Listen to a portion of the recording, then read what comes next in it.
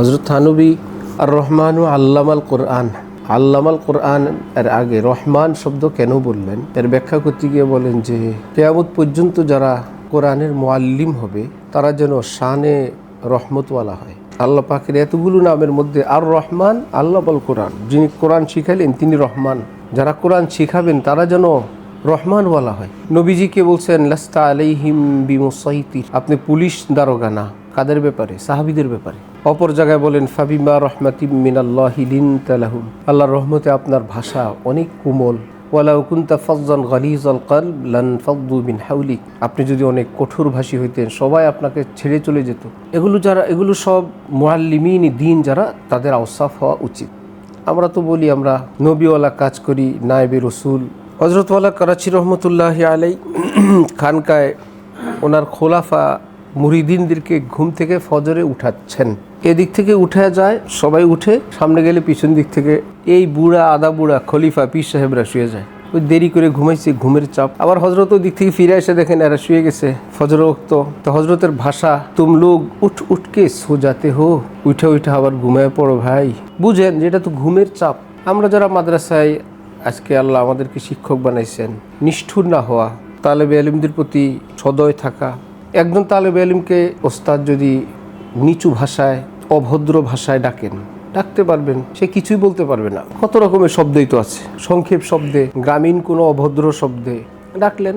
কিন্তু এই ডাকের মধ্যে যে অভদ্রতা, অসভ্যতা, নিচুতা, ওটার আসারা তার জীবনে গ্রথিত পুতিত হইতে থাকবে, অভদ্র হইতে থাকবে। সে ওই ছাত্রটাকেই যদি আপনি ডাকেন, মৌলানা আসো, মৌলানা খাইছো, আব্দুল্লাহ তুমি খাবার খেয়েছো, ভালো আছো, মাশাআল্লাহ তোমার জামাটা তো অনেক সুন্দর, টুপিটা অনেক সুন্দর, কোনো না কোনোভাবে সে এরকম ফুলে যাবে, ভিতরে ভিতরে বড় মন হয়ে যাবে যে আমার উস্তাদ যে আমাকে আদর করছেন। কোনো জায়গায় মিটিং করে কাউকে ভদ্রতা শেখানো যায় না। ভদ্রতা শিখে যে যেই পরিবেশে থাকে, পরিবেশ থেকে, অভিভাবকদের থেকে। পৃথিবী বিখ্যাত ইসলামী সমাজবিজ্ঞানী আল্লামা ইবনে খলদুন তিনি বলছেন শিশুদের সামনে যে আচরণ করা হয় সে আচরণের একটা বীজ তার জীবনে বপন হয়ে যায়। অচিরেই সেই বীজ অনুযায়ী সে কাজ করবে, রিপ্লাই দিবে। ওই রকম কওমি মাদ্রাসায় পড়ুয়া ছাত্রদের মধ্যে দ্বীনের ফিকির, এটা কোন কিতাবে আছে দেখাতে পারবেন? যে ফিকিরের একটা কিতাব আছে কাফিয়া, সরেজামিতে, মেশকাতে। এই কিতাবটা পড়লে দ্বীনের এই ফিকিরটা হয়। কোন থেকে আসে? আলিয়াতে পড়লে আসে না? একই কিতাব প্রায়, মেন কিতাবগুলো। এখানে কোন কিতাবে? কোনো কিতাব থেকে না, মাহল, পরিবেশ থেকে, আসাতেজায়ে কেরাম থেকে, বুজুর্গানে দ্বীনের নিসবত থেকে, শুনতে শুনতে, দেখতে দেখতে। এজন্য আমি কি দেখাবো আমার সন্তান, আমার ছাত্রদেরকে, আমি যেটা আমি করব সেটাই তারা করবে। এক মসজিদের সভাপতি মোতাওয়াল্লি একটু উলুল ঝুলুল এলোমেলো করে, স্বাধীন চেতা লোক, আবার খুব বড় বড় আশার কথাও বলে। তো আমি বললাম আপনি আপনার মৃত্যুর পরে মসজিদটা কিভাবে চললে আপনি খুশি? একটা আশা আছে না? আছে। আপনার মৃত্যুর আগে আপনি ওইভাবে চালায় যান। আপনার মনে মনে তো একটা আশা আছে আমার মৃত্যুর পরে মসজিদটা এইভাবে চলুক, তো সেটা আপনার মৃত্যুর আগে চালায় একটা নমুনা রেখে যান। এখন কোনো কমিটি নাই, কোনো মিটিং নাই, সিটিং নাই, যে একাই করে। মৃত্যুর পরে কি উনি এটা কামনা করবে? কামনা তো করবে, একদম পরামর্শ করে তোমরা চালাবে। তো এখন সেটা চালায় দেখায় যান যে আমি এভাবে চালায় গেলাম, আবার মৃত্যুর পর ওইভাবেই চালাবা। ঠিক আমরা আমাদের সন্তান থেকে, ছাত্র থেকে যেটা চাই সেটা এখন তাকে করে দেখাইতে হবে, তারপরে সে রিপ্লাইটা আসবে। আমরা এখন তাকে দিতে চাই না, তাকে নিতে চাই। সবাই কুল্লু মাউলুদিন ইউলাদু আলাল ফিতরা, আমরা এটা পড়ছি। অর্থাৎ সে একটা সাদা মেমোরি কার্ড নিয়ে জন্মগ্রহণ করে। এখানে আমি আপনি তার সামনে যা কিছু করব এটা তার ভিতরে লোড হবে, এটা তার রিপ্লাই হবে। তা আমি লোড করতেছি বদ্দিনী, বেপর্দা, গাফিলতি, এটাই হবে, এই নতুন কিছু আসবে না। যে ছোট্ট শিশুগুলোকে ডাকা হয় ফজরের আগে, কেন আমাদের বাংলাদেশে এই নীতি? কেন কবে যে 4টায় উঠতে হবে, 3:30 হেফজোখানায় উঠতে হয়, নাইলে হেফজো হয় না? এটা হলো এত বেশি হাফেজ শিক্ষকদের মাথায় এটা জমে গেছে, এর বাইরে ওনারা চিন্তাই করতে পারে না। বিষয়টা হলো এক বাড়িতে সবাই হুক্কা খায়, বাবাই খায়, মায় খায়, ভাইয়ে খায়, দাদা খায়, হুজুর খায়, ইমাম সাহেব খায়, এলাকায় হুক্কা। যেমন দেওবন্দের অনেক বুজুর্গদের ব্যাপার আছে না, হুক্কা খেতেন। হযরত ফজলুর রহমান গাজমুরাদাবাদীও খুব হুক্কা খেতেন। হযরত থানবীর ওস্তাদ, বুখারীর ওস্তাদ, ইজি ব্যাপার। তো হুক্কা ফ্যামিলির একজন এক মাদ্রাসায় গেছে, পুরা মাদ্রাসা ঘুরে দেখে কোনো হুক্কা টুক্কা নাই। এত অবাক হয়েছি, এত বড় মাদ্রাসা একটা হুক্কা নাই, আর থাকে কিভাবে? কারণ যে হুক্কার মধ্যেই বড় হয়েছে তার মাথার ভিতর যেরকম হুক্কা, হেফজখানার শিক্ষকরা এরকম আরেক হুক্কার ভিতরে বড় হয়েছে। আমরাও হুক্কা হইলো 3টা 3:30টার দিকে উঠবে, সবক না পারলে তাহাজ্জুদের টাইমে পিড়াবে। শিশু কি, বড় কি, ছোট কি, এত কথা নাই, সবক শুনেন শেষ হবে ফজরের আগে, না পারলে মারামারি হবে ফজরের আগেই। কারণ এটার মধ্যে এসে আমরা দেখে আসছি, আমরাও দেখছি। আল্লাহ শিক্ষককে মাফ করে দেন। ছোট্ট একটা বাচ্চা প্রায় দিন গেলেই আমরা বসে থাকতাম, এখন আটকাবে বা কোনো ভুল হয়েছে আমরা দূর থেকে বুঝতাম না, এভাবে ধরে ঘাটটারে এভাবে ফ্লোরের লগে চাপ দিয়ে কঠিনভাবে, মানে আর লড়ার ক্ষমতা না, এত ছোট, পিটাও। আল্লাহ মাফ না করলে কোনো উপায় নেই, আমার কোনো রক্ষা নাই, কোনো রক্ষা নাই। আপনি কাকে পিটান, কে? প্রথম কথা হলো সে একজন তালেবে আলেম, তার আগের পরিচয় সে মাসুম, নিষ্পাপ। নবীরা হয় মাসুম, সে আরেকটা মাসুম। কোনো আলেম, কোনো উস্তাদ বলতে পারবে আমি মাসুম? বলতে পারবে? কিন্তু এই শিশুটা, নাবালেগটা কি মাসুম? আপনি আমি বালেগ হওয়ার পর কয়েক তো নামাজ বাদ গেছে, যার উপর নামাজ ফরজ, আর এগুলোর উপর নামাজ ফরজে না। 3:30 আপনি এরকম নিষ্ঠুরভাবে ডাকেন, বিকট আওয়াজ দেন, কানের কাছে আওয়াজ দেন, তার ঘুমটা ভাঙে কাঁপতে কাঁপতে, বুকটা থরথর করে। আপনার কি ভয় নাই জাহান্নামের? আল্লাহর ভয় নাই? দরজা পিটান, ঘুম থেকে বিকট আওয়াজ, উঠা, এর পানি ঢাল, এর মাইর দে, ঘুমন্ত ছেলেকে মাইর দেন। আবার নায়েবে রাসূল, এই ছাত্রকে না উঠাইলে কি সমস্যা? যদি উঠাইতে হয়, প্রতিষ্ঠানের কানুন নিজাম। আমি আমার হুমায়ুদের কথা বলি, এক বেটা মমিন সিং থেকে আমার ফোন দিছে, কত লম্বা বয়ান সম্পর্কে। আপনার হুমায়ুদ কেমন আছে? হুমায়ুদের আপনি চিনেন, বিভিন্ন বয়ানে আমি আপনার কথা, হুমায়ুদের কথা শুনি। সে যখন 4-5 বছর বা 6-7, এখন 8.5 এরকম হবে, 5-6 বছর বয়সে সে আমারে বলে, ফজরের পরে তাকে ডাকছি মাদ্রাসায় যাওয়ার জন্য। কি নিয়ম করছে এগুলো তোমার মাদ্রাসায়? শুধু সকালবেলায় মাদ্রাসা পড়া পড়া পড়া। আমি যখন মাদ্রাসা করব, আমার এই নিয়ম থাকবে না, সকালে বাচ্চারা ঘুমাবে। আর তোমার মাদ্রাসায় যেগুলো ভিআইপি খাবার, আমার ওগুলো নর্মাল ছাত্রদেরকে খাওয়াবো। ভিআইপি তো ভিআইপি।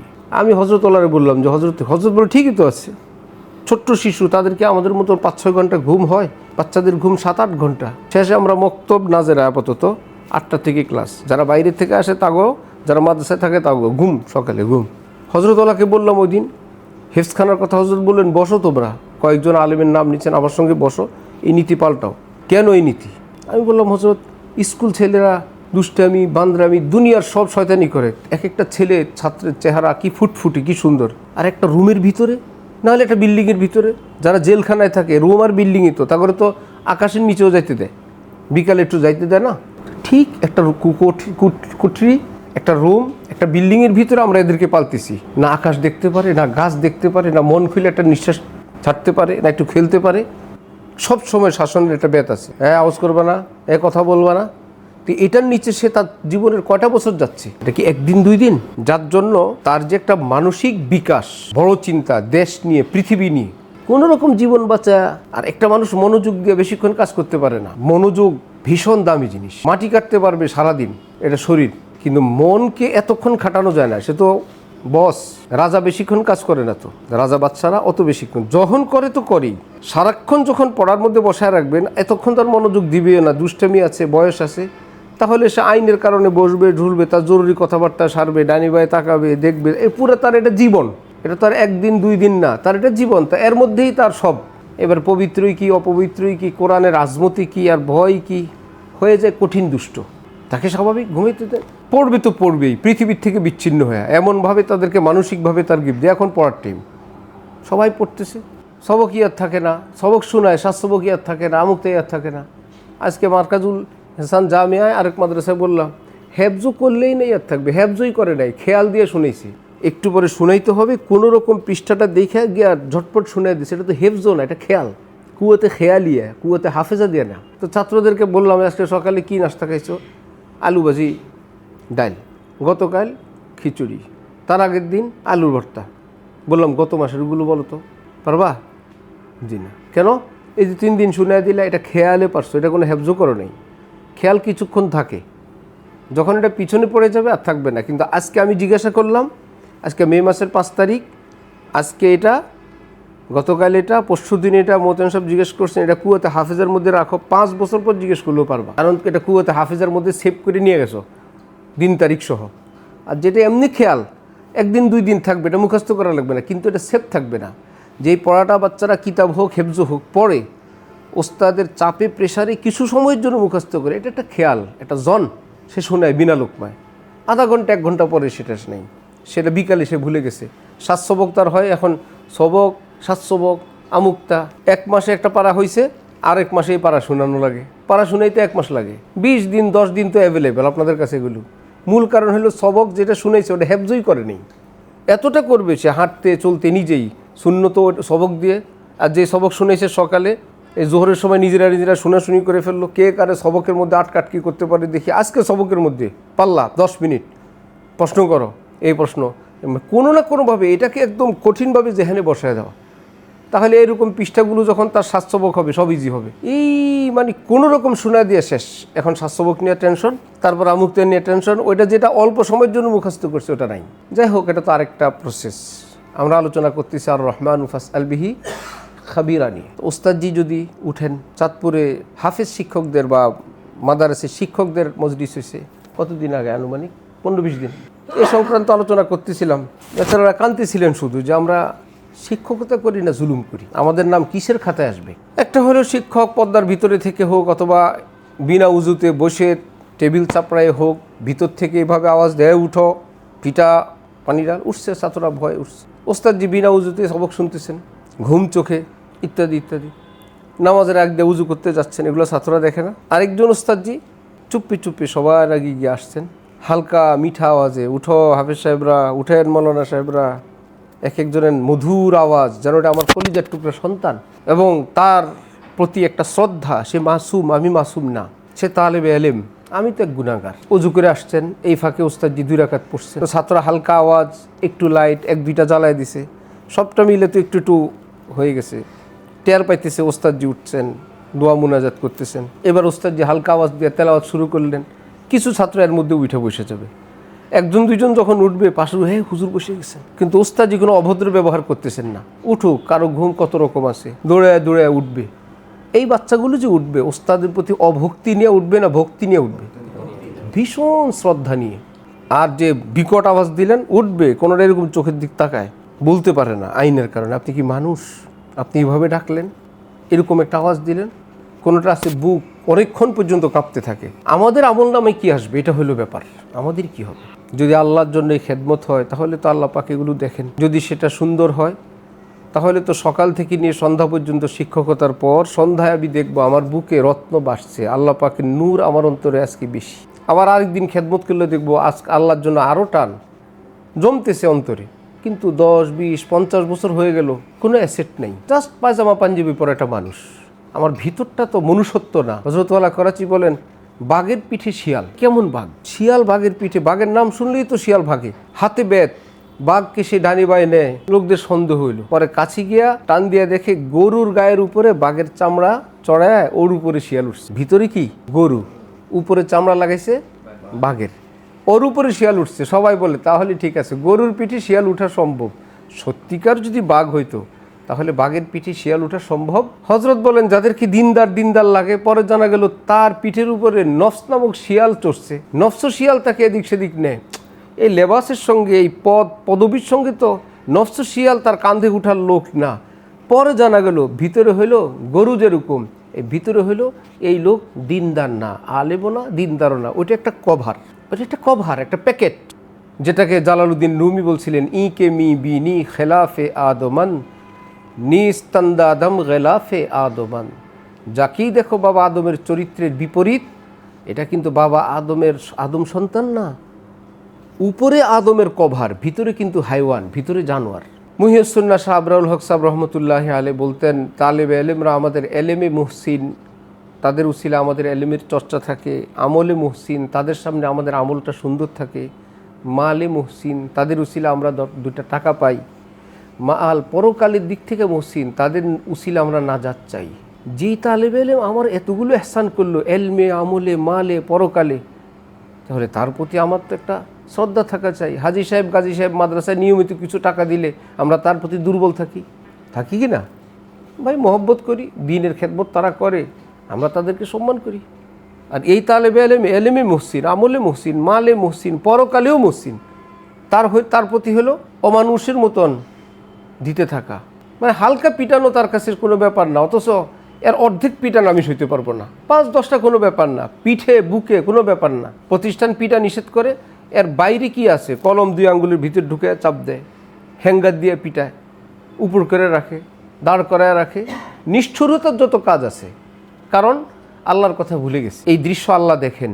শাহ আবরারুল হক সাহেব বলতেন, একই অপরাধ করছে অনেকগুলো বাচ্চা, শাস্তি দিচ্ছে শিক্ষক, একটা বাচ্চার কাছে আসছে আর মনে পড়ছে এটা ওসি সাহেবের ছেলে। এখন ব্যাদ খুব সাবধানে কোনো রকম নাম কাওয়াস্তে দিল, কেন? তার অভিভাবক আছে কে? ওসি সাহেব, খবর আছে। বাকিগুলোর কেউ নাই, বাকিগুলোর অভিভাবক হযরত মুহাম্মদুর রাসূলুল্লাহ। এটা তো মেহমানানে রসুল, আপনি অভিভাবকহীন মনে করে আপনি এরকম নিষ্ঠুরতা করলেন। এই জন্য এই নিষ্ঠুর শিক্ষকতা থেকে দুনিয়াবি অন্য কোনো কাজ করা ভালো। 10-20 হাজার টাকা সিদ্ধ ডিম বিক্রি করলেও কামানো যায়, কয়েক প্রকারের চা বিক্রি করলেও, তাও পার্ট টাইম, এই এক সন্ধ্যায়, বিকাল থেকে নিয়ে রাত্রে 10টা যাত্রাবাড়িতে যারা ডিম বিক্রি করে হাজার হাজার টাকা। তো শিক্ষকতা করে জালেমের খাতায় নাম হওয়ার দরকার কি? করলে করবই, আল্লাহর জন্য তো আল্লাহর জন্যই, আল্লাহকে খুশি করেই করব। দুনিয়া যেহেতু বিসর্জন দিছি, এই অল্প টাকার খেদমতকেই বাইছে নিছি, এটাই আমার কাছে ভালো লাগছে। যদিও ভালো লাগার পিছনে আল্লাহ পাকেরও ব্যাপার আছে, যে তোকে আমি কোরআনের সাথে রাখতে চাই। অন্যদেরকে কত কিছু দিলাম, তোকে আমি কোরআন দিলাম। আহলুল কোরআন আহলুল্লাহ ওয়া খাসসাতু, আমি তোমাকে আমার পরিবারের মতন আপন রাখতে চাই। এই ইশারা দিয়ে তো আলেমরা পড়ে আছে এখানে। তো যাদের জন্য এত কষ্ট, এত কোরবানি, সেটাই যদি না হইল, সে আল্লাহকেই যদি না পেলাম, জালেমে যদি হইলাম, তাহলে জালেম হওয়ার চেয়ে তো হালাল কোনো রুটি রুজি উপার্জন করাই ভালো, মাদ্রাসায় না থেকে। আর আলেম হয়ে বা এলমি দিন শিখে যদি এটা শুধু কভার হইল, ভিতরে যদি হাইওয়ান জানোয়ার মতন, অমানুষের মতন বা কমপক্ষে জালেমদের মতনই চরিত্র হইল, তাহলে তো হলো ওই গরুর পিঠে বাঘের চামড়া, ভিতরে গরুর মতো। এগুলোর থেকে মুক্ত হওয়া দরকার। এটা একদিনের কথা সাধারণত হয় না, কিছু নলেজ হয়। মুনাসাবাতের কোনো শায়েখ, তার সঙ্গে সম্পর্ক করা দরকার, যোগাযোগ যাতায়াত রাখা দরকার। ধীরে ধীরে ধীরে ধীরে ভিজা লাকড়ি যত কঠিন আগুনের সামনে দিবেন, দিলে আগুন ধরবে না, একটু সময় নিবে। সময় নেওয়া মানে কি, এই জীবনে আর তার আগুন লাগবে না, সময় নিচ্ছে মানে লাকড়ি শুকায়। আগুন লাগতে দেরি হচ্ছে মানে লাকড়ির মধ্যে আর্দ্রতা পানি আছে, সেটা শুকাইতেছে। ইনশাআল্লাহ শুকানো শেষ হয়ে যাবে, ধাম করে আগুন লাগবে। আমরা সেই কঠিন ভিজা লাকড়ি কোনো কামেল আল্লাহওয়ালার সঙ্গে যোগাযোগ যাতায়াত করলে ধীরে ধীরে একদিন এক কদম, আরেক দিন আরেক কদম, আরেক দিন একটু, আরেক দিন একটু প্রস্তুতি আছে, প্রস্তুতি ভেঙে গেছে, আবার আরেক দিন। হামনে তাই কি ইস তরহ সে মঞ্জিলে গির পড়ে গিরকার উঠে উঠকার চলে। ইনশাল্লাহ আমরা আল্লাহকে রাজি করবই। এই তালেবে এলেমদের খেদমত, কোরআনের খেদমত, আমরা আল্লাহকে রাজি করবো না। আমরা চুরি করি, ডাকাতি করি, ছিনতাই করি, মদ বেচি, অস্ত্র বেচি, তো কী করি? 5 ওয়াক্ত নামাজ পড়ি তাকবীর উলের সাথে। দুনিয়ার এই হাজার নষ্টামির মধ্যে একটা জান্নাতের ভিতর আমরা থাকি। এই মাদ্রাসাগুলো একটা জান্নাত। কি একে অপরকে সহযোগিতা করতে, একজনের সামনে আরেকজন নামাজ না পড়ে থাকার কোনো উপায় নেই, কোনো অশ্লীল কিছু দেখার কোনো উপায়, একজন আরেকজনের পাহারাদার, একজন আরেকজনের মুইন, সবটা মিলে একটা জান্নাতি পরিবেশ। এখানে থেকে আল্লাহওয়ালা হইতে পারলাম না, নজর হেফাজত করতে পারি নাই, জবান হেফাজত করতে পারি নাই, গীবত ছাড়তে পারি নাই, অথবা 2-4টা বিষয়ের কারণে। কোনো মানুষ যদি কোটি কোটি টাকা দিয়ে বিল্ডিং বানায়, বিশাল বিল্ডিং, পরে জানা গেল শুধু কয়েকটা দরজা জানালার জন্য এই বিল্ডিংটাতে উঠতে পারে না, সব হয়ে গেছে। এলাকার লোকেরা কি বলবে, আরে ভাই ধার কর্জ করেও কয়েকটা দরজা লাগায়, এত সুন্দর বিল্ডিং, ভিতরে ডেকোরেশনও হয়ে গেছে, ফাইন হয়ে গেছে, সব ঠিক ছিল, শুধু কয়েকটা দরজা জানালা দিলেই বিল্ডিংটা থাকতে পারে। এই লোকটা যদি শুধু দরজা জানালার জন্য এত সুন্দর বিল্ডিংটা উঠতে না পারে, আফসোস করবো না? তাহলে আমাদের তো জীবনে সব হয়ে গেছে আল্লাহ। আমরা নামাজ পারি, আত্তাহিয়াতু পারি, সূরা ফাতিহা পারি, নামাজের ওয়াক্ত পারি, হক্কানি আলেম ওলামা চিনি, সহি আকিদা বুঝি, তা আল্লাহকে পাওয়ার জন্য যা দরকার সব হয়ে গেছে। এই সামান্য দরজা জানালা, অল্প ঠেলা ধাক্কা দিয়ে যার যে গুনার অভ্যাস আছে, এইটুকুন যদি হয়ে যায়, আল্লাহর কসম এই ব্যক্তি আল্লাহওয়ালা হয়ে যাবে। কিসের বিল্ডিং আর কিসের প্রাসাদ, সে ওলি আল্লাহ হয়ে যাচ্ছে। তো একদিকে ভেলায়াত, আল্লাহর বন্ধুত্ব, আরেকদিকে সামান্য একটু গুনাহ, কোনটা নিব, কোন আইটেমটা রাখবো জীবনে? এই গুনার একটা অভ্যাস, আর এটা বাদ দিলে আল্লাহ। কেউ যদি বলে তোমার হাতের এই গু মুত ময়লা গোবরগুলো যদি ফেলে দাও, হাত ভরে তোমাকে মণিমুক্তা দিব, সে ময়লা কে ফেলবে না? আল্লাহ বলেন কি এই ময়লা ফেললে মুক্ত পাবো? আল্লাহর কসম, এই গুনাহ নামক এই নষ্টামি, এই বেজ্জিতি, এই জিল্লতির জিনিস যদি ফেলে দেন, আল্লাহ পাক বলেন আমাকে পেয়ে যাবা, আমি তোমার হয়ে যাব। আল্লাহ আমাদেরকে তৌফিক দেন, কবুল করেন। ওয়া আখিরু দাওয়ানা আনিল হামদুলিল্লাহি রাব্বিল আলামিন।